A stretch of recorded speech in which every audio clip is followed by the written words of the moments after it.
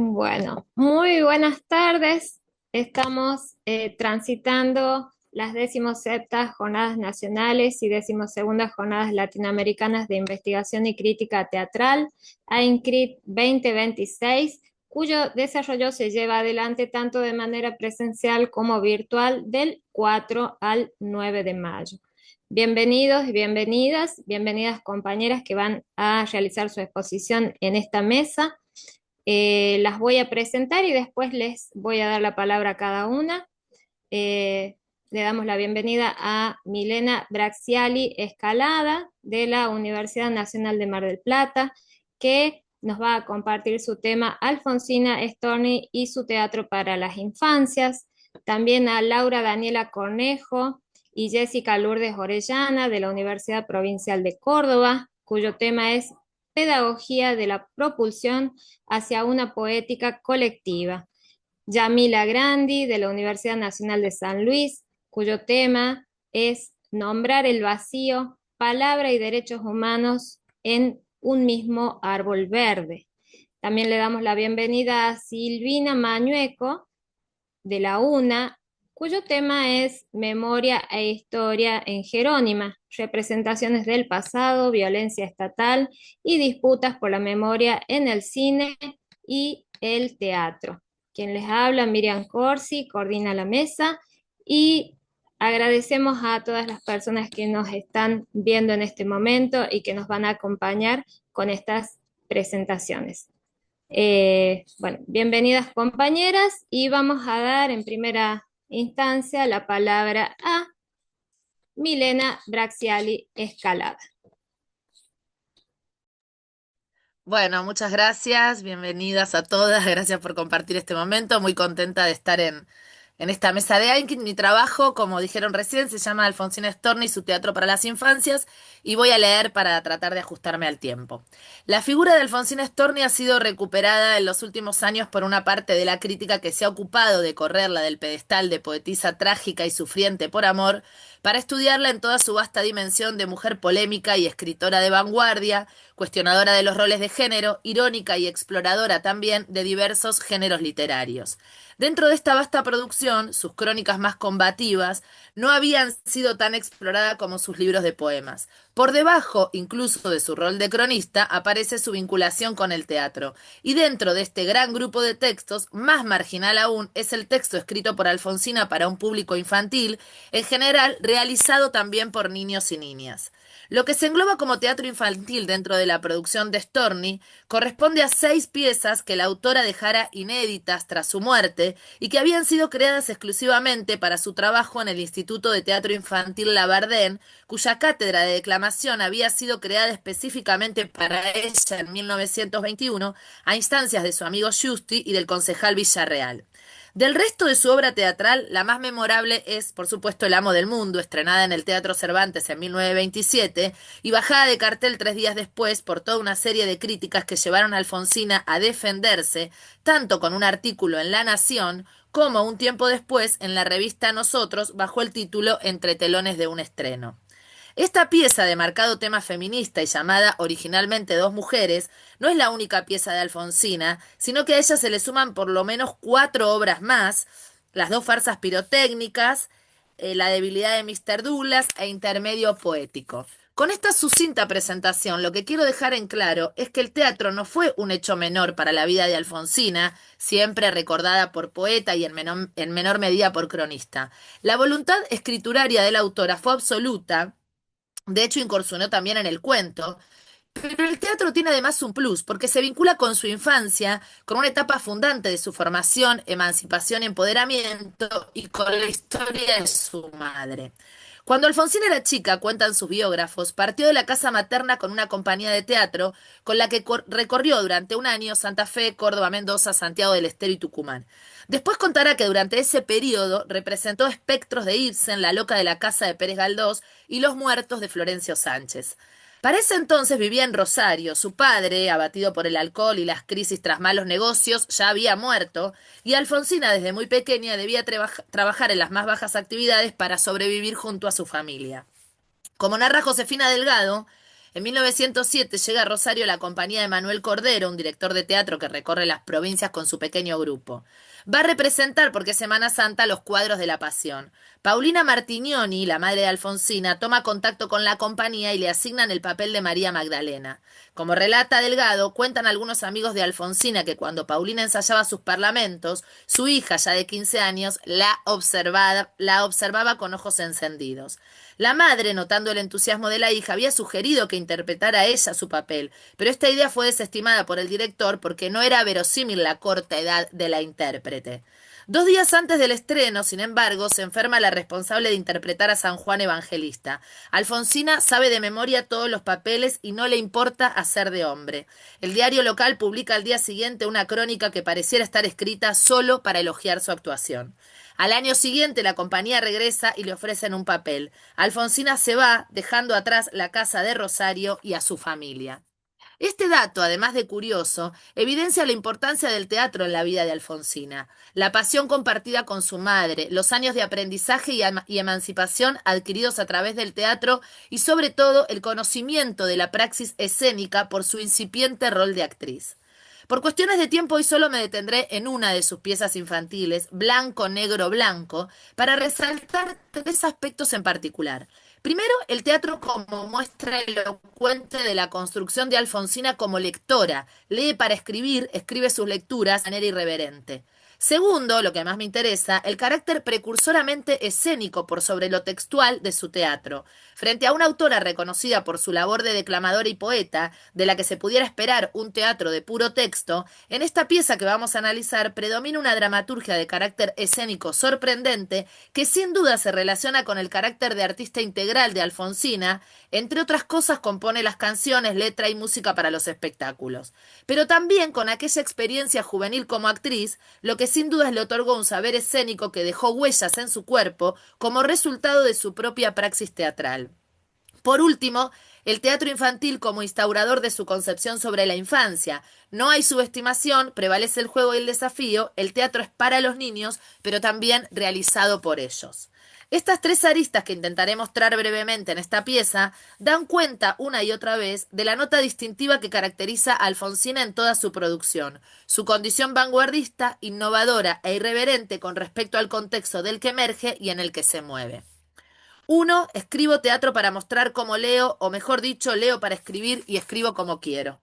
Una de las críticas más frecuentes que aparecen con respecto a Blanco, Negro, Blanco tiene que ver con la existencia previa de una obra semejante escrita nada más y nada menos que por Leopoldo Lugones. Se trata del Pierrot Negro, incluido en Lunario Sentimental, presentada como una pantomima en 4 cuadros que incluyen a su vez distintos apartados cada uno de ellos. Allí, Pierrot y Colombina conviven con Arlequín, Polichinela y otros personajes. Estos cuadros son por entero descriptivos, bien afines a la supuesta pantomima, es decir, que los personajes no hablan en ningún momento. La pieza no presenta parlamentos, aunque sí enumera desde un comienzo a los dramatis personae. La realidad es que el propio Lugones, como se advierte con solo mencionar a los personajes protagonistas, tampoco está creando una obra de manera original. Son personajes tan universales y revisitados como cualquier otro perteneciente a la cultura clásica. En este caso se trata de los emblemáticos tipos creados en la comedia del arte italiana del siglo XVI. Celia Garzón Arrabal, estudiosa del teatro de Alfonsina, señala que Rachel Phillips afirma que Lugones tampoco es el inventor absoluto del argumento, pues tomó prestados algunos temas y actitudes del escritor francés Jules Laforgue, no solamente para esta, sino para varias otras composiciones poéticas incluidas en su lunario. La pieza de Storni, de hecho, dice ella, se parece más a la del poeta simbolista francés que a las de Lugones. Entre las fuentes del texto, entonces, aparecen Rubén Darío, pero también Ramón del Valle Inclán, con quien esta crítica vincula el teatro infantil de Alfonsina. Incluso la propia autora expresa en alguna oportunidad: no le he pedido permiso a Lugones porque ignoro si él le pidió antes permiso a otro. Por supuesto, es bastante posible que Alfonsina leyera al poeta nacional por excelencia, Leopoldo Lugones. Sea para criticarlo o sea para imitarlo, Lugones es una referencia obligada para todos los poetas de comienzo del siglo XX. Aunque su pieza se hubiera inspirado de manera muy cercana a la de Lugones, este hecho nos interesa porque nos revela cómo creaba Alfonsina como lectora. Leía Lugones para inspirarse y escribir a partir de allí, pero por supuesto tomando sus propias propias decisiones, puesto que elige obviar personajes como el de Arlequín, que no aparece en su versión. Además, su intervención convierte la pantomima en una escena viva y crea un texto repleto de matrices de representatividad, muchos más eficaces en términos escénicos que la propuesta de Lugones, que a no ser porque la denomina pantomima y enumera los personajes, difícilmente pudiera ser encuadrada en un género teatral, sino más bien en un texto puramente narrativo. Alfonsina imprime su sello, modifica la trama, agrega sus personales y lo más importante, pone en contacto a sus niños con lo más elevado de la literatura nacional y de la comedia del arte por medio de su lectura. Lee para producir, pero también para dar de leer. 2. Escribo teatro como actriz porque sé de lo que hablo y el teatro es para verse. Blanco, negro, blanco, además de dialogar directamente con la obra de Lugones, también podemos decir que dialoga con un famoso poema de su autoría, publicado en 1918 e incluido en El Dulce Sueño, Tú me quieres blanca. En este caso es Pierrot quien jugando se cae en la tina de un tintorero y queda completamente negro, por lo que Colombina, su enamorada, lo rechaza. A partir de ese momento, Pierrot intentará por todas las formas posibles volverse blanco. Esta relación entre el amor y los colores, que por supuesto funcionan a modo de símbolo, recuerda el tú me quieres Nibia, tú me quieres Alba, tú me quieres de nácar. Estoy muy mal con el tiempo. Bueno, leer es escribir para Alfonsina. Leer y escribir es para Alfonsina un continuum creativo, no importa si sus destinatarios son niños, toda la literatura universal se puede poner a funcionar en cualquier contexto y con cualquier receptor. Lo que digo, voy a resumir, hay un preludio al principio, yo lo llamo preludio, ya no, pero lo que es interesante y lo que más me interesa destacar son todas las aclaraciones que Alfonsina hace para la puesta en escena. Dice, por ejemplo, se recomienda tener en cuenta siempre el tono de la pieza para que continúe desarrollándose en farsa sin tocar la comedia y sin pasar al sainete. Será necesario que el director de escena cuide que las letras o las voces tengan distintas tonalidades porque los niños representan personajes que son letras y ahí se ve también todo su matiz alfabetizador. Se recomienda cuidar la distribución de las letras en el escenario, procurando romper toda simetría. Aconsejaría la cámara negra en esta escena. Es decir, que el teatro, toda esa experiencia que conté al principio de ella como actriz, se imprime al momento de componer sus espectáculos teatrales. Bueno, era bastante más largo esta parte. Es interesante que cuando ella escribe la defensa de El amo del mundo para la revista Nosotros, en un momento dice, no la retiré entonces porque la propaganda estaba ya hecha y sobre todo porque tenía deseos de quemarla de una vez, pues más que la suerte total de esta primera, me interesaba preparar el camino para futuras. Es decir, que el teatro en Alfonsina no fue un hecho subsidiario, sino que ella estaba convencida de convertirse y de dedicarse al teatro y de ser una gran dramaturga. Un poco como sucede con autores de la talla de Roberto Art o de Rodolfo Walsh, por el resto de su obra, incluso por su propia vida, la parte teatral queda como eclipsada, pero no es por ello algo menor o subsidiario. Y la última parte la destinaba a la concepción de infancia que ella pone a jugar en esta obra, donde prima lo lúdico, donde priman las canciones, donde hay microrrelatos. Y lo que más me interesaba mencionar es que en realidad ella cuela ahí adentro algunas intervenciones de corte marcadamente feministas, como cuando eh, Pierrot le dice a Colombina que no le venga a dar a él ningún tipo de enseñanza, que él sabe muy bien lo que hace, que es hombre y le sobra seso, y finalmente igual se termina cayendo en la tina del tintorero y tiñéndose de negro. Pero además que son los niños los que intervienen como actores en este espectáculo. Por lo tanto, la visión que tiene de la infancia no es para nada edulcorada, no la subestima, de hecho la pone en contacto con lo más importante de la literatura universal y representa un tipo de teatro en el que las infancias entonces no solo son espectadoras, sino co-creadoras activas y partícipes de un teatro concebido no como un espectáculo para ver desde la pasividad, sino como la apuesta de un mundo para ser vivido en primera persona. Bueno, tenía bastantes más análisis textual, pero luego cuando el texto se publique podrán leer todo esto extraordinario que hace Alfonsina en una de sus piezas infantiles. Gracias. Muchísimas gracias, Milena. Sí, una vez que hayamos terminado, va a ser importante conocer cuáles son los espacios a los cuales podemos recurrir para leer estas investigaciones. Chicas, había una de ustedes que me había mencionado algo del tiempo, no sé si era Silvina o Laura. No, nosotras, Laura y Jessica, que seguimos, así que no tenemos problema. Ah, perfecto. Bueno, entonces las presento. Eh, Laura Daniela Cornejo y Jessica Lourdes Orellana, Pedagogía de la propulsión hacia una poética colectiva. Bueno, ¿cómo están? Para nosotros es una gran alegría volver otra vez a las jornadas a Ingrid. Rápidamente, porque es poco el tiempo que tenemos, vamos a abordar, como enunciaste, la pedagogía de la propulsión hacia una poética colectiva. Ambos somos docentes y gestoras dentro de los dos profesorados de danza y profesorado de danza de la Universidad Provincial de Córdoba. Y bajo ese contexto venimos construyendo e investigando sobre estas poéticas y esta pedagogía de la propulsión, que en un inicio las hemos pensado como en la construcción de una poética individual, de la artista docente, en pos de poder llevarlas eh, en un espacio de territorio y derechos, pero ahora las venimos pensando en una construcción poética colectiva, ¿no? Donde puedan dialogar todas aquellas instancias. Esta reformulación de la pedagogía de la propulsión hacia una poética colectiva nos lleva a pensar en la urgencia del contexto actual, la situación en la que nos encontramos, pero por sobre todo también en la posibilidad del arte, tanto como artista docente, y en la potencia que eso tiene.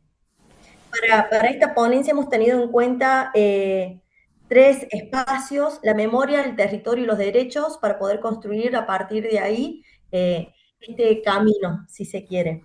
Y pensar una práctica irreemplazable de lo humano, también, una única instancia. Para ello, la poética compartida, pensar el convivio como motor de comunidad. Lo tomamos a Dubati, el maestro Dubati, con su poética compartida, y cómo estas artes escénicas se entiende como el paso de la creación individual hacia un entramado colectivo, principalmente, donde el convivio, la presencia irrepetible de los cuerpos y la interacción se convierte en motor de conocimiento y de sentido. En este marco, la poética deja de ser únicamente el conjunto de principios que orientan la producción de un artista docente para transformarse en una práctica situada que articula, como nombrábamos anteriormente, cuerpos, territorios y memoria en la construcción de la comunidad, al decir de Dubati. La educación, entonces, en este lugar se concibe como un espacio de redistribución de lo sensible, donde el arte habilita nuevas formas de visibilidad y participación, generando horizontes comunes, pero sin borrar la diversidad, al decir de Rancière.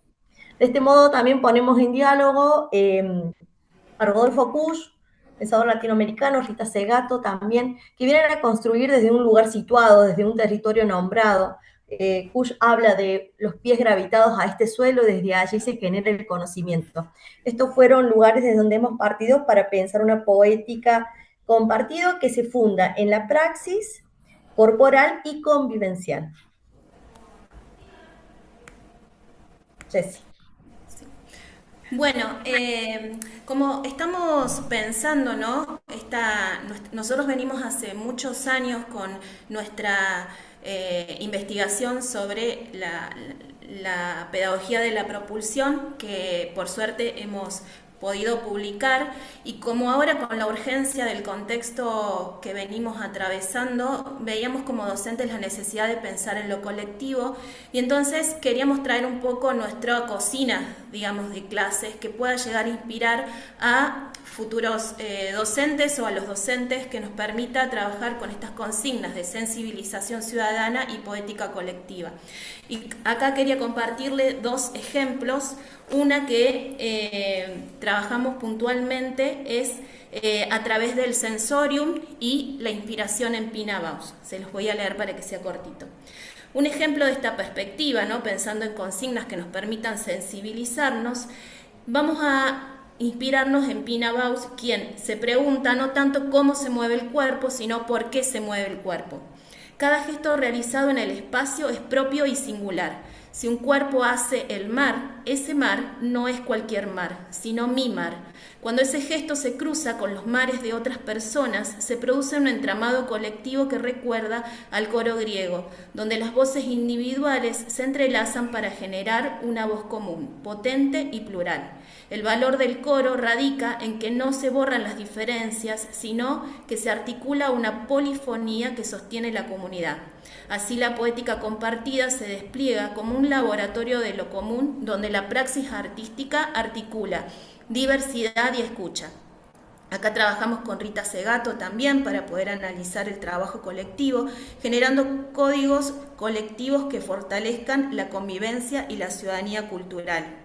Y otro ejemplo de consigna sensible es trabajar con Griselda Gambaro con la obra Decir Sí. Esta obra fue escrita en 1974, estrenada en el ciclo de teatro abierto en 1981, en donde se presenta una situación de una peluquería en donde un peluquero somete al cliente y termina asesinándolo. Este argumento enmarca el contexto de una represión política argentina de los años 70 y funciona como una metáfora del abuso del poder y de la fragilidad de la libertad individual frente a la arbitrariedad. Entonces la consigna es que antes de leer la obra se le pide a los estudiantes, antes de ingresar al aula, se les pide que hagan acciones en el orden de lo absurdo, como por ejemplo que entreguen sus celulares, que se separen por alturas, que realicen acciones como hacer absoluto silencio o caminar en fila. Estas dinámicas buscan generar incomodidad y reflexión sobre cómo se naturaliza la obediencia frente a la autoridad. Luego se procede a la lectura de la obra de Griselda Gambaro y se abre un espacio de debate sobre la importancia de reconocer los derechos ciudadanos y detectar situaciones de abuso del poder. El aporte de la poética colectiva radica en que la experiencia no se limita a la interpretación individual, sino que se convierte en un laboratorio de lo común. Cada estudiante aporta su vivencia y su reflexión generando una voz colectiva que, como el coro griego, articula las diferencias en una polifonía que fortalece la comunidad y la ciudadanía cultural. Y después quería contarles así rápidamente, ¿no? Algunos ejercicios de obstrucción.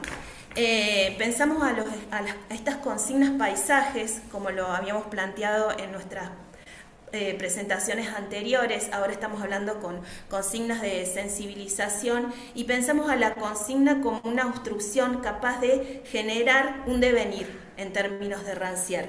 Y cómo estas consignas no nos llevan a una mirada conductista en donde la respuesta ya está predeterminada por el docente, sino que nos permite, a partir de la experiencia y del debate, generar conocimiento. Bien, se lo leo rápidamente. A mí acá me gustaría citar a Paco Jiménez, que es un grande de nuestros docentes cordobeses, que nos enseña a hacer estos ejercicios de obstrucción, así que a mí mi homenaje a Paco.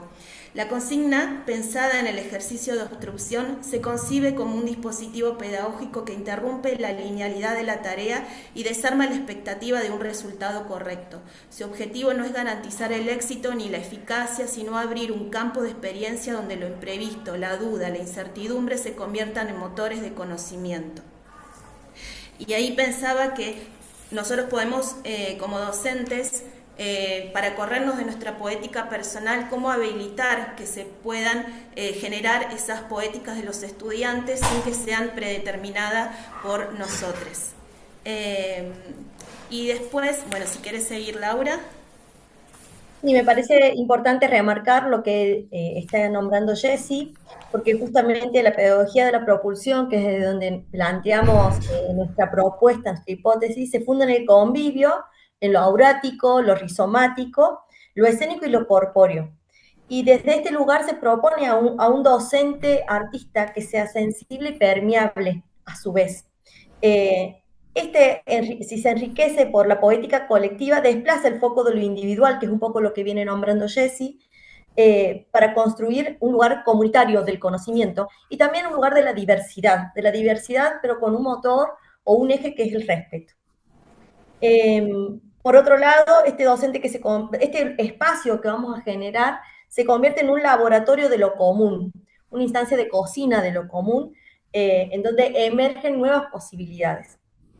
Las consignas para nosotros funcionan como llaves, nuevamente, que activan la reflexión crítica, el cuidado, la ciudadanía cultural, pero también pone en práctica y en ejercicio la reflexión, el espacio y el tiempo de la otra persona para poder escuchar, comprender y generar un otro lugar, que no es el propio desde donde me paro, desde mi propio pensamiento crítico, y que es una de las acciones que venimos observando que es la que más falta dentro de nuestros estudiantados de futuros docentes.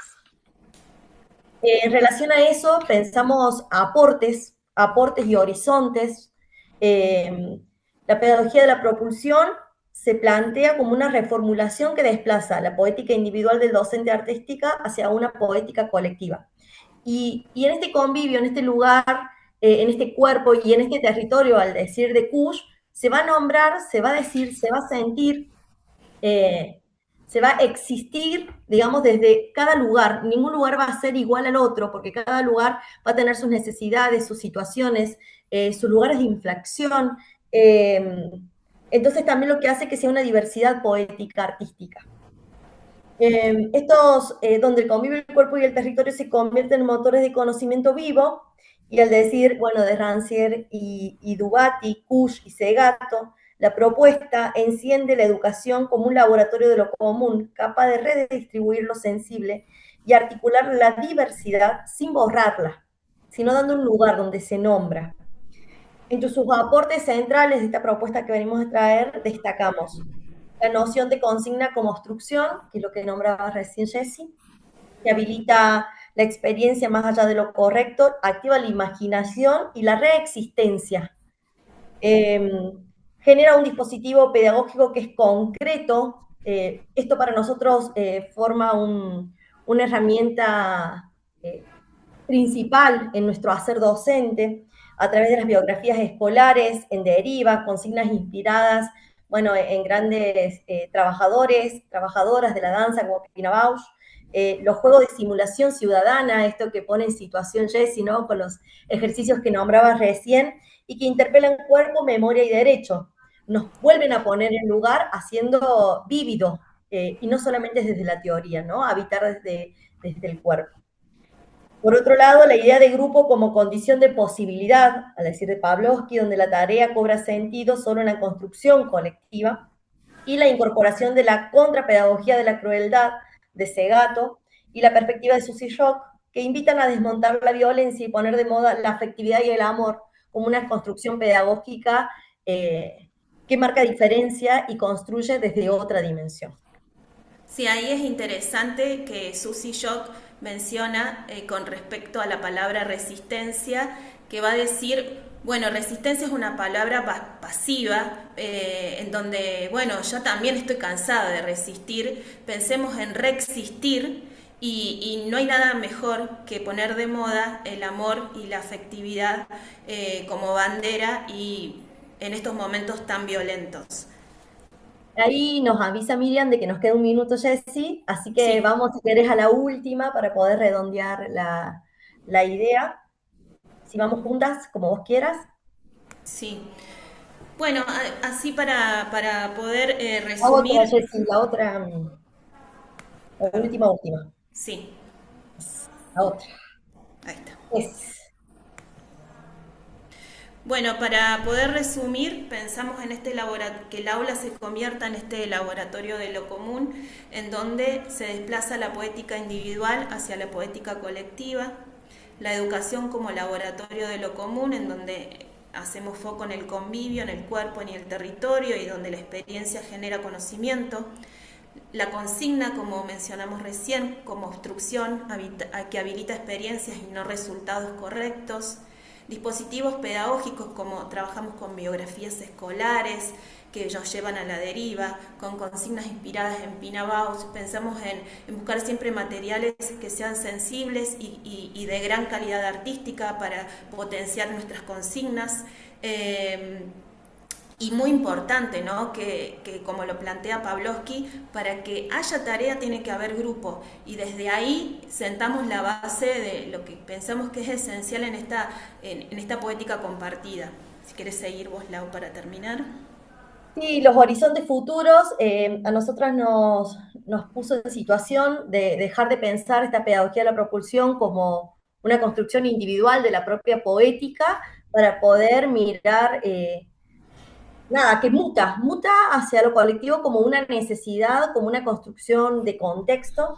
Entonces ahí volvemos a activar la reexistencia, que es una reivindicación, una construcción comunitaria frente a la adversidad, sin dejar de pensar que el contexto de Córdoba hoy, el arte está siendo dejado por fuera y venimos en una lucha actual, entonces no deja de tener ese sentido dentro de nuestros profesorados.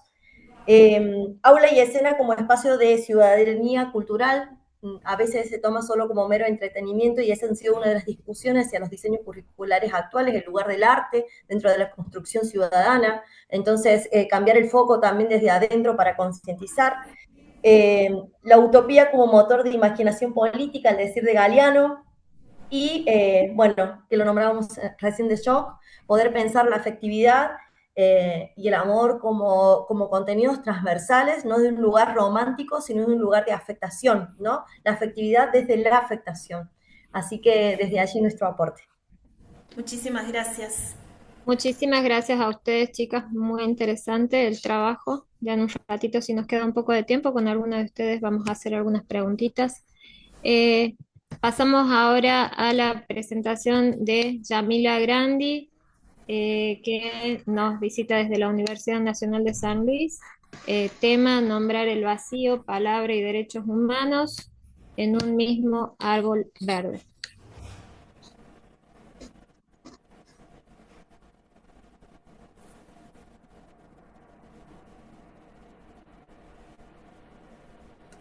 Bien, ahí se me escucha. Sí, se te escucha, Yami. Bien, y estoy compartiendo, ¿verdad? Sí, estás compartiendo Bien. pantalla. Muchísimas gracias. Bueno, gracias por el espacio, una alegría poder compartir nuestros trabajos. En esta ocasión, lo que tengo para proponerles es este trabajo sobre la obra de Claudia Piñeiro, Un mismo árbol verde. En particular, la apuesta que se hizo aquí en la ciudad de San Luis en el 2015. Y por eso traje como epígrafe de mi trabajo unos dichos de Marcelo Di Genaro, que es el director de esta apuesta y a la vez un personaje muy importante en nuestra escena sanluiseña. Él dijo: si nuestra trinchera es el escenario, desde esa trinchera tenemos que estar permanentemente gritando nunca más. Vamos entonces, les voy a contar un poquito cuál es Perdón, esta... Yamila, perdón, porque no Sí, nos están mirando en el chat. Jessica, ¿puedes silenciar tu micrófono que quedó activado? Disculpa. Bien, sí. sigue, compañera. Ahí está. Bien, como les decía, voy a trabajar teniendo en cuenta esta puesta en escena del 2015 y fundamentalmente lo que me propongo es poner en tensión procedimientos lingüísticos presentados en el texto dramático con algunos conceptos provenientes de los derechos humanos y considerar el impacto de estas cuestiones en la apuesta de la que estamos hablando, ¿no? En ese sentido, el análisis de la función de la palabra en el texto dramático va a ser fundamental para mi trabajo. Como les decía, esta obra escrita por Claudia Piñeiro, que originalmente fue estrenada en el 2006, en San Luis se llevó a cabo a partir de una coproducción entre dos grupos, Teatro Universitario San Luis y Gente de Teatro. Según ellos mismos contaban, ellos se unieron para la concreción y producción de un único espectáculo teatral, comprometidos por una obra sobre la búsqueda de la verdad y sobre el derecho a la verdad. En Un mismo árbol verde se refleja la vida de Dora y Silvia, madre e hija, en una noche de insomnio. La ausencia de Anush, una hija desaparecida durante la última dictadura militar, es el origen de un conflicto entre ellas. Las ronda otro trauma, la historia de Netzma, víctima del genocidio armenio.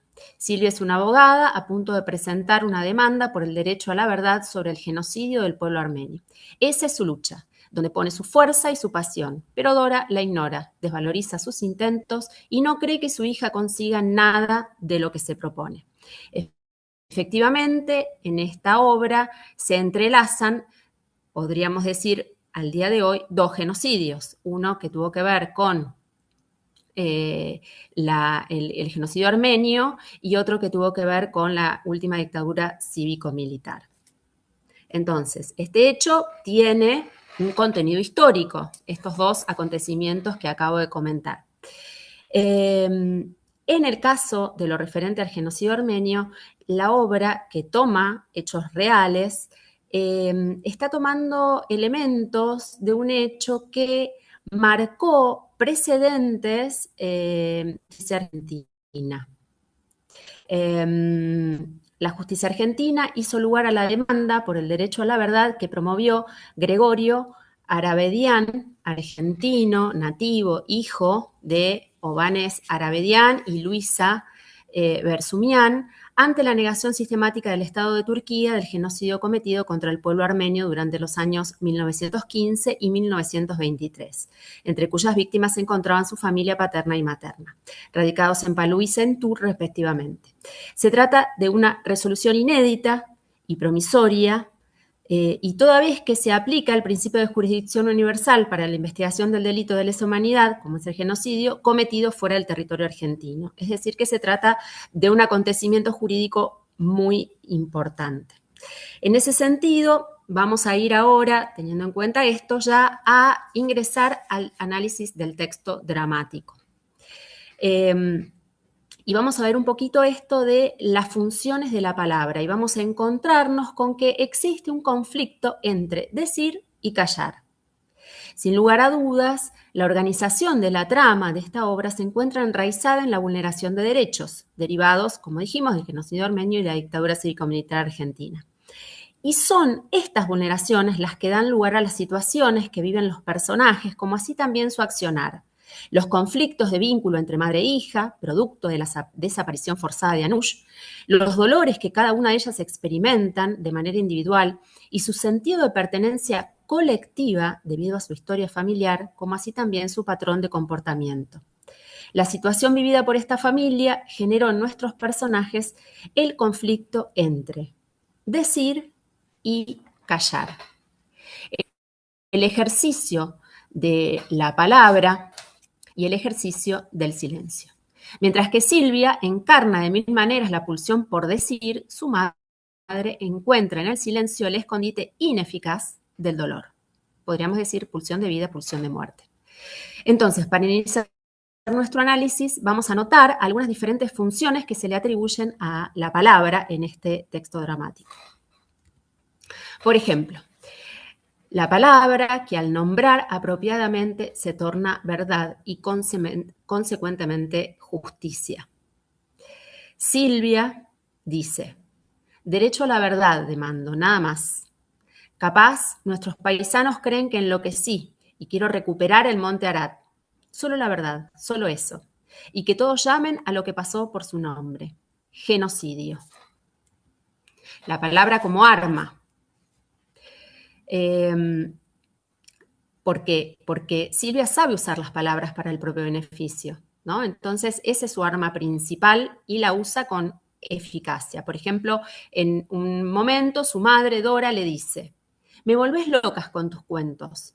Cuando envolvés a la gente con las palabras me pongo nerviosa, me da miedo que te descubran. Pero no, tenés un don, los engatusás bien. Las palabras son tu don, por algo sos abogada. Pero en el caso de Silvia, manipular no es un ejercicio egoísta, sino que, aunque parte de un interés personal, que es el de hacer justicia para su familia, hay en este uso de la palabra una conciencia colectiva. Y va otra cita. Silvia dice, por todo lo expuesto, Vuestra Excelencia, solicito que, haciendo lugar a la presente demanda por derecho a la verdad, a fin de conocer cuál fue el destino de mis familiares y del pueblo que integraban, así como para conocer el lugar donde yacen sus restos. Por otra parte, siguiendo de la palabra, no nombrar representa al horror y a la muerte. Silvia no se cansa de nombrar a su hermana desaparecida y le dice a su madre que se niega a nombrarla. Yo sí la nombro. Mamá, para que no se convierta en un fantasma. Tu silencio la condena a lo mismo que la condenaron ellos. No la hagas desaparecer vos también. Podríamos decir que cuando las palabras faltan, hay dolores que ni siquiera tienen nombre. No hay nombre para una madre que se quedó sin hija. Viuda es quien se quedó sin marido. Huérfano, quien se quedó sin padre. No hay palabras para una madre sin su hijo. Dora utiliza el silencio como trinchera frente al dolor de sus pérdidas e intenta inútilmente callar a Silvia. Seguimos entonces con estos usos de la palabra y vemos que existe un manejo estratégico de los registros lingüísticos. Silvia le dice a su madre, no puedo ser bruta. Esas no son las palabras para un señor juez. Pueden ser nuestras palabras, las de la metma, pero yo necesito las otras, las de la ley. Sin embargo, las palabras cotidianas resultan ser un vehículo maravilloso para conectar con el otro, en este caso con el juez, de ser humano a ser humano. Y hay otra cita que dice, cada tanto meterle las nuestras, las palabras, infectarlo, sin que el señor juez se dé cuenta, para que una palabra en algún lugar se le clave como un aguijón y le duela, para que sienta lo que le pido es justo. Por eso busco tanto cada palabra, porque les desconfío. Desierto, por ejemplo, ¿puede significar lo mismo para ese señor que para mi abuela que lo tuvo que cruzar? Esta cuestión de la desconfianza de las palabras la subrayo porque va a ser fundamental para lo que vamos a ver seguidamente. Las palabras son el vehículo mediante el cual el dolor puede ser conocido, compartido, sentido. Las palabras cotidianas, como los olores, resultan ser eficaces para contener y nombrar la historia. Con las palabras bien utilizadas es posible igualarse en la condición de ser humanos, generar empatía. En Silvia hay una conciencia plena de ese poder de la palabra y también de su doble filo en materia de incomunicación. Su acción por hacer valer sus derechos se encuentra situada en la turbulencia de esta tensión, ¿no? Y ahí vamos con la cuestión de la conciencia del riesgo de la opacidad del lenguaje. Dice, al comprender más claramente qué sentido tienen los derechos humanos en nuestro pensamiento, me equivoqué con la cita, dice, Silvia se pregunta, ¿verdad y justicia significarán lo mismo para todos? No me refiero al significado del diccionario, me refiero, no sé, de chica, cuando veía, por ejemplo, un árbol verde.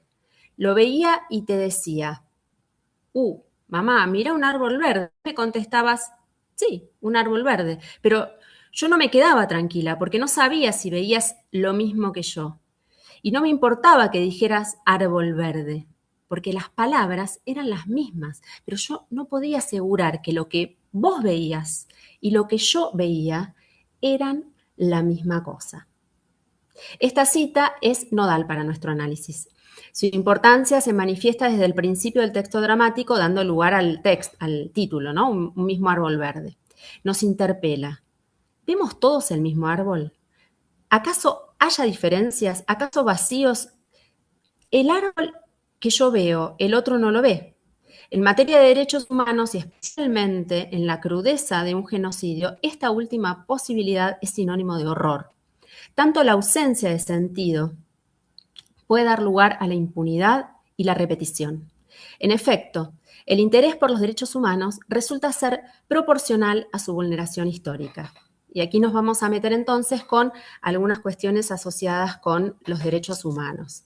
Dice Horacio Spector. Compañera, ahí te voy a pedir que vayas redondeando, ¿sabes? Que estamos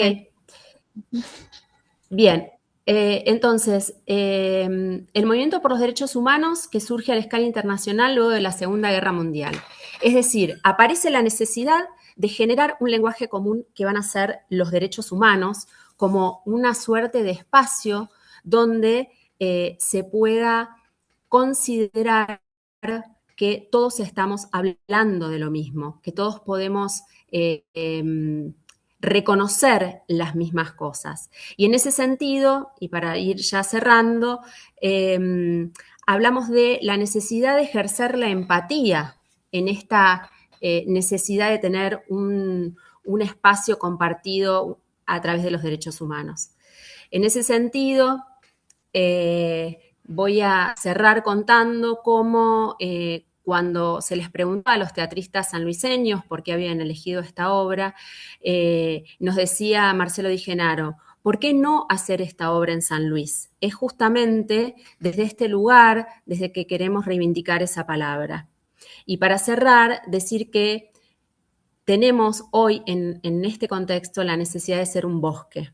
Porque si un árbol verde nos interpela a cuestionar la transparencia del lenguaje, también nos invita a reconocer su potencia. La palabra que se dice y mueve la realidad genera justicia, conciencia, acercamiento entre las personas. En nuestro actual contexto, con la sistemática vulneración de derechos humanos básicos y reincidencias en actitudes genocidas, más que nunca debemos juntarnos y juntos decir que sí, que vemos el mismo árbol verde, porque realmente necesitamos ser un bosque. Muchas gracias. Muchas gracias a usted por tan comprometida exposición. Le vamos a dar ahora la palabra a Silvina Mañueco.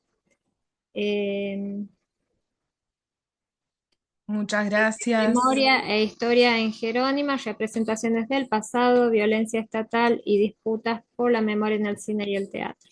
Adelante, Silvina. Hola, buenas tardes. Muchas gracias. Es una alegría estar aquí compartiendo con ustedes, compañeras. Un placer escucharlas a todas. Dan ganas de quedarse conversando con las compañeras. Bueno, gracias. Comienzo. Mi trabajo es sobre la memoria e historia en Jerónima, representaciones del pasado, violencia estatal y disputas por la memoria en el cine y el teatro. Vamos a hablar sobre la peli Jerónima y también sobre dos obras de teatro, Hebras y Es bueno mirarse en su propia sombra. Tienen en común que la actriz Luisa Calcumil, de origen mapuche, ha sido actriz de la película, protagónica, y ha actuado y ha estado en la dramaturgia de las dos obras. Bien, la relación entre memoria e historia constituye uno de los debates centrales dentro de las ciencias sociales y de las artes contemporáneas. En particular, las sociedades atravesadas por procesos de violencia estructural, colonialismo o represión estatal encuentran en la memoria un campo de disputa simbólica en torno al sentido del pasado. En este marco, el cine y el teatro se convierten en dispositivos privilegiados de representación y problematización de esos procesos, ya que permiten articular narrativas históricas, testimonios y memorias colectivas. La película Jerónima de 1986, dirigida por Raúl Toso, se inscribe en el campo de reflexión al narrar la historia de una mujer mapuche que es arrancada de su territorio y sometida a una lógica institucional que desconoce su cultura y su identidad. A través de esta narrativa cinematográfica se evidencia una tensión fundamental entre dos modos de comprender el pasado. Por un lado, la historia oficial articulada por las instituciones estatales y los discursos hegemónicos. Por otro, las memorias subalternas que sobreviven en las comunidades indígenas y que cuestionan los relatos dominantes. El film está basado en hechos reales sucedidos en los años 70. De hecho, las imágenes fueron reconstruidas en base a una grabación sonora del año 1976, grabada en el Hospital López Lima de General Roca, provincia de Río Negro. Bien, este film, basado en hechos reales, ilustra el choque cultural y el modelo médico etnocéntrico que ignora la identidad indígena. La historia de Jerónima no solo muestra una experiencia individual de sufrimiento, sino que revela un sistema histórico más amplio de deshumanización y exclusión que ha marcado la relación entre el Estado y las comunidades indígenas. Desde una perspectiva teórica, el análisis de esta película puede abordarse a partir de las reflexiones de Elizabeth Schelling en los trabajos de la memoria y en la lucha por el pasado. Para la autora, la memoria no es simplemente una acumulación de recuerdos individuales, sino un proceso social atravesado por disputas políticas, conflictos interpretativos y relaciones de poder. En este sentido, las memorias se construyen en los contextos históricos específicos y se articulan con proyectos políticos y sociales. En consecuencia, la memoria no puede entenderse como un simple registro del pasado, sino como un espacio de producción de significados. A su vez, nos interesa hacer dialogar los conceptos propuestos por Butler en Vida Precaria con la noción de testimonio de Beatriz Sarlo en Tiempo Pasado. En la obra de Butler se reflexiona sobre la vulnerabilidad humana, la distribución diferencial del duelo y las condiciones bajo las cuales ciertas vidas son reconocidas como dignas de protección y otras no. Según la autora, las sociedades establecen marcos normativos que determinan qué vidas cuentan como vidas plenamente humanas y cuáles quedan excluidas de ese reconocimiento. Por otro lado, el concepto de testimonio ocupa un lugar central en la reflexión de Beatriz Sarlo, donde se analiza el llamado giro subjetivo en las formas contemporáneas de construir el pasado. Este giro privilegia la voz en primera persona y la experiencia individual como fuentes de verdad, lo que ha tenido un impacto decisivo en la cultura de la memoria en América Latina. Uno de los aportes centrales para poder pensar conceptualmente es el de Elizabeth Schelling, que consiste en señalar que la memoria debe comprenderse como un proceso social dinámico y conflictivo.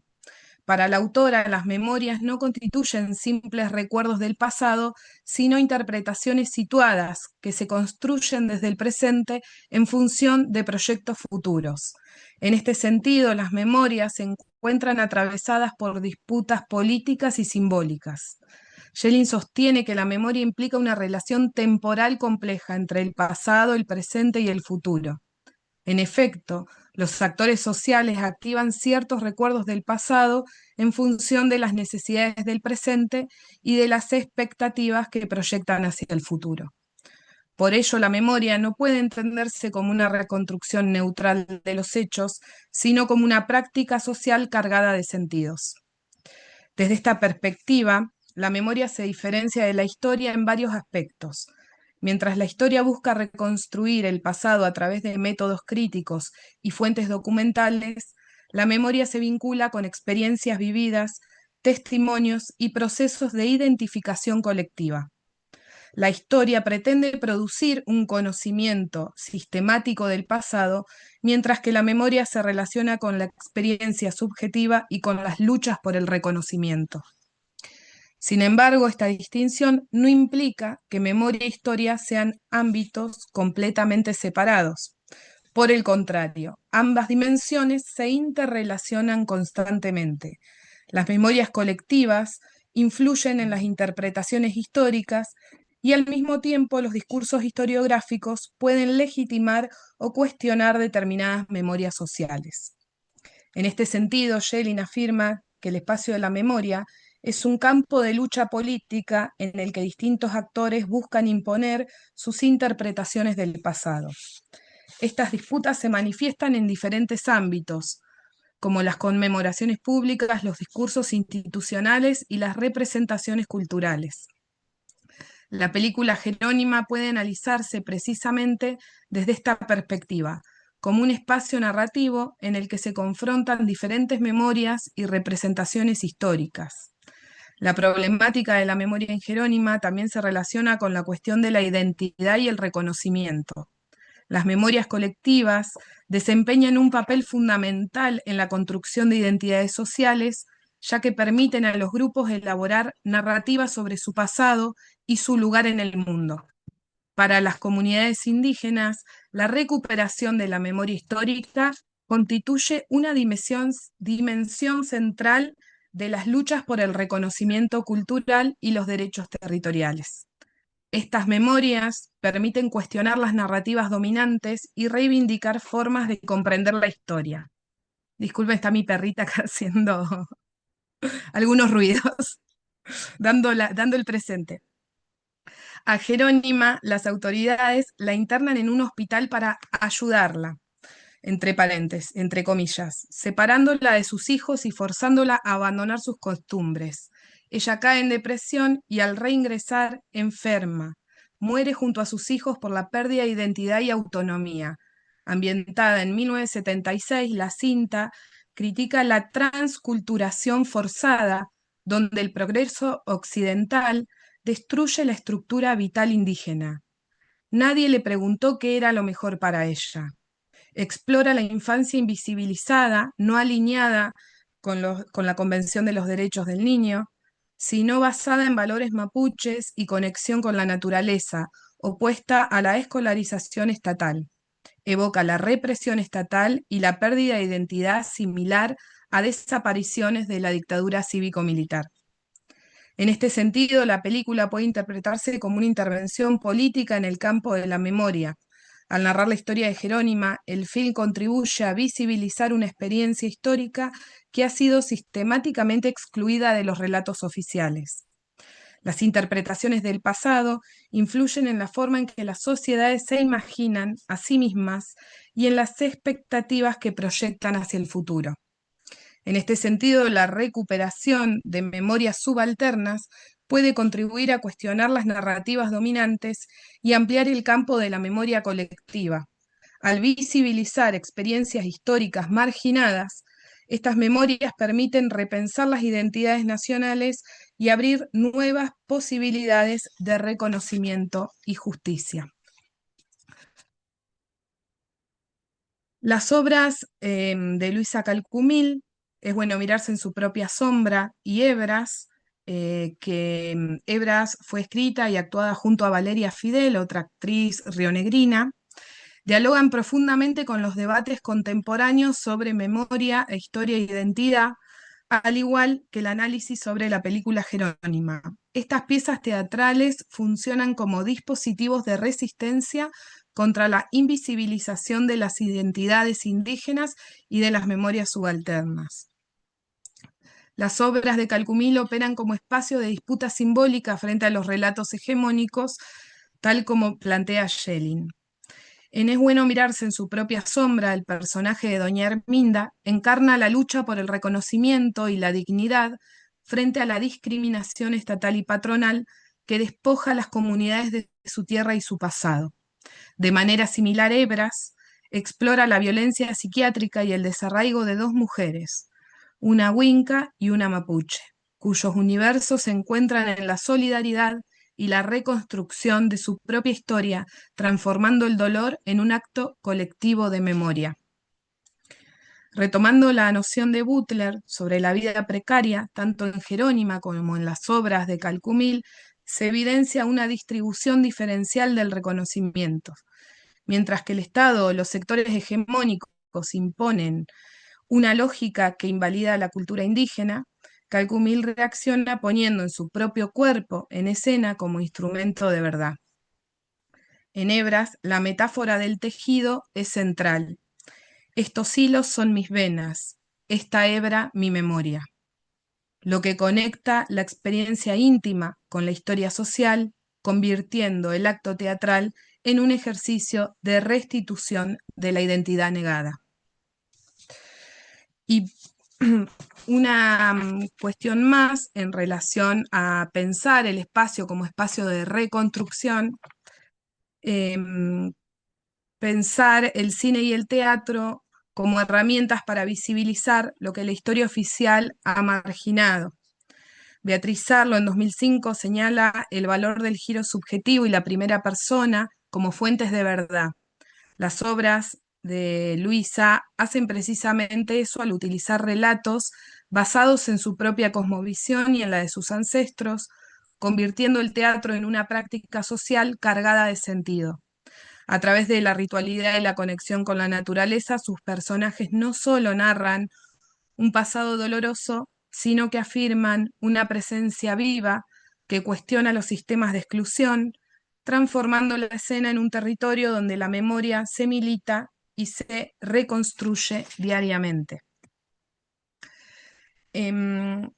Hay tanto experiencia como narración, y quería acá, para ir cerrando, un poco tomar estas nociones de Beatriz Sarlo, como claves para comprender, ¿sí?, el testimonio, que el testimonio acá en este caso, tanto en las obras de teatro como en la película, están poniéndose en valor desde ese lugar, ¿no? Como lo que implica ese pasado.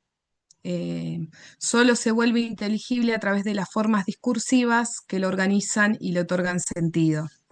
Entonces, el testimonio debe ser entendido como una interpretación situada, atravesada por la memoria, la ideología y las expectativas del presente. Cierro con la cita de Rita Segato, que dice que la crueldad no es un accidente, es una pedagogía del poder, reafirmando que necesitamos arte en nuestros pueblos, hoy más que nunca. Muchas gracias, compañeras, por esta mesa y por compartir estos pensamientos. Gracias. Muchísimas gracias a vos, Silvina.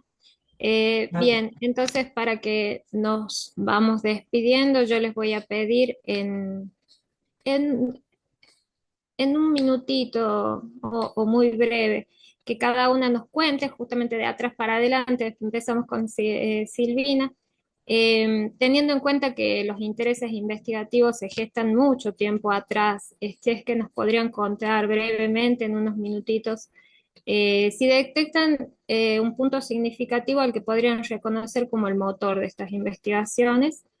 Y desde ya agradecer tus palabras, Silvina, porque justamente lo que esperamos a través de estas jornadas es generar estos espacios que nos den ganas de quedarnos charlando, aunque, bueno, en estas presentaciones sean los tiempos un poco tiranos. Entonces, eso, nada, que nos cuenten si es que hay algunas palabritas ahí, si es que detectan ese motor que los ha llevado a esta investigación.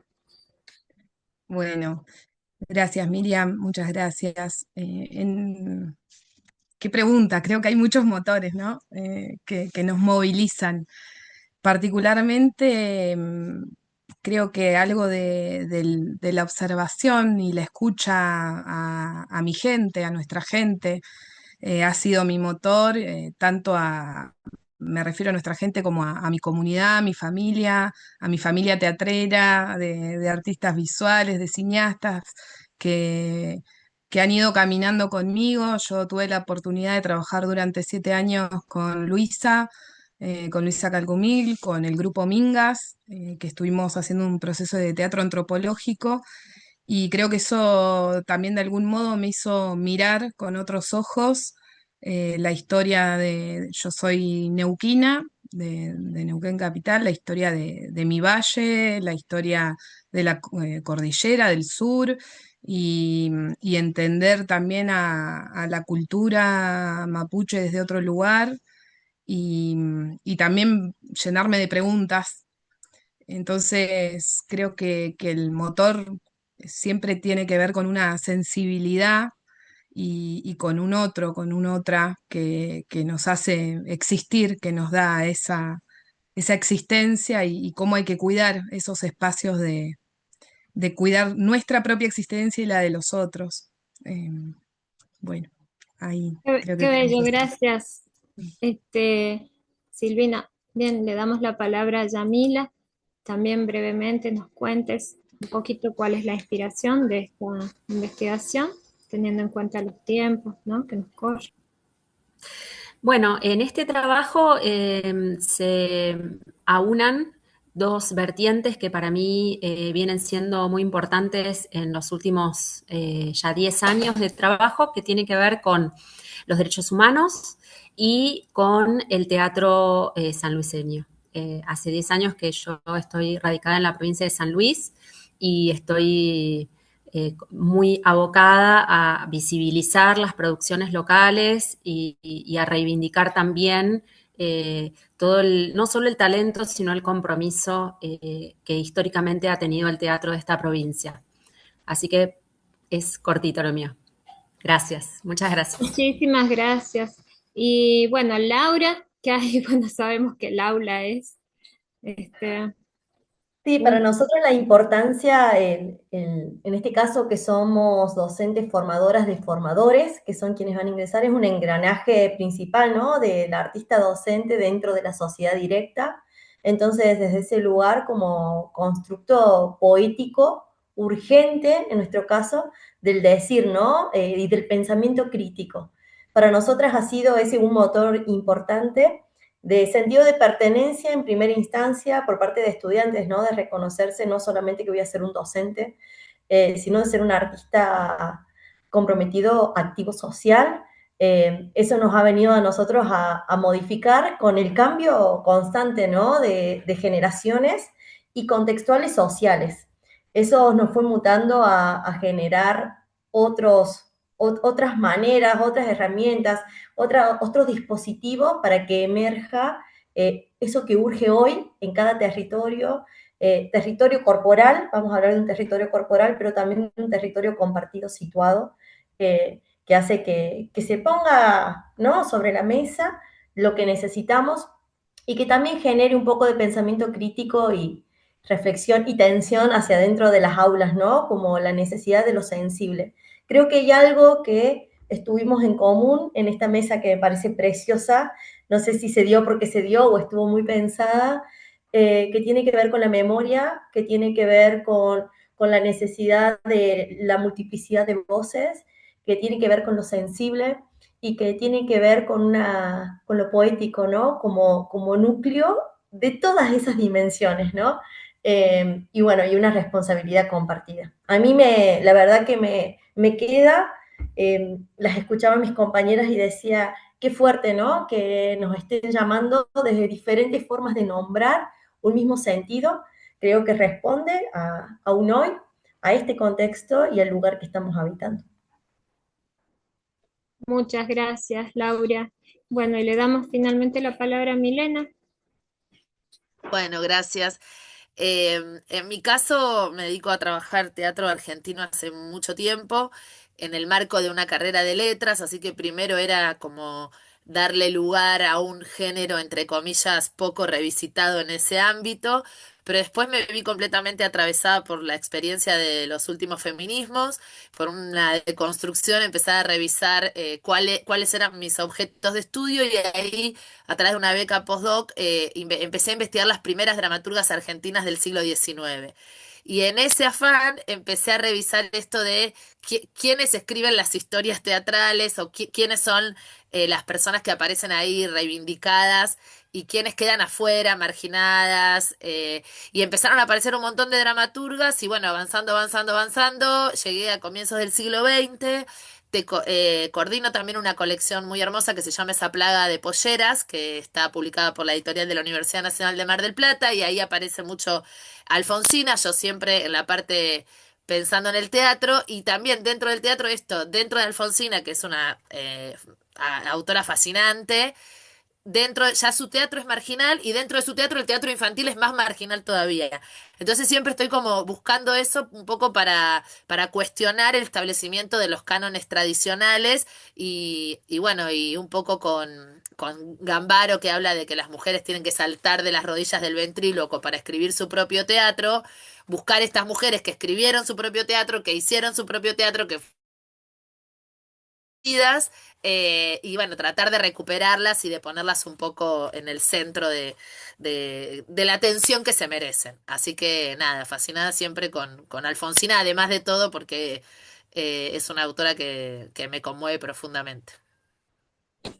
Bueno, muchísimas gracias, compañeras. La verdad que sí, una mesa maravillosa. Bueno, recordamos que estamos transitando las 17ª Jornadas Nacionales y 12ª Jornadas Latinoamericanas de Investigación y Crítica Teatral, AINCRIT 2026. Todo lo vamos a poder ver a través de nuestro canal de YouTube y también vamos a esperar sus colaboraciones para aquellas compañeras que las quieran leer y que quieran seguir revisitando estas investigaciones tan hermosas que han realizado. Bueno, sin nada más que decir, les agradezco toda la sensibilidad puesta en cada uno de los trabajos y bueno, nos estamos despidiendo y viéndonos a lo largo del recorrido de las jornadas. Gracias. Muchas gracias. Chao, Un muchas placer. gracias. Chao, chao. Gracias. Muchas gracias, un placer.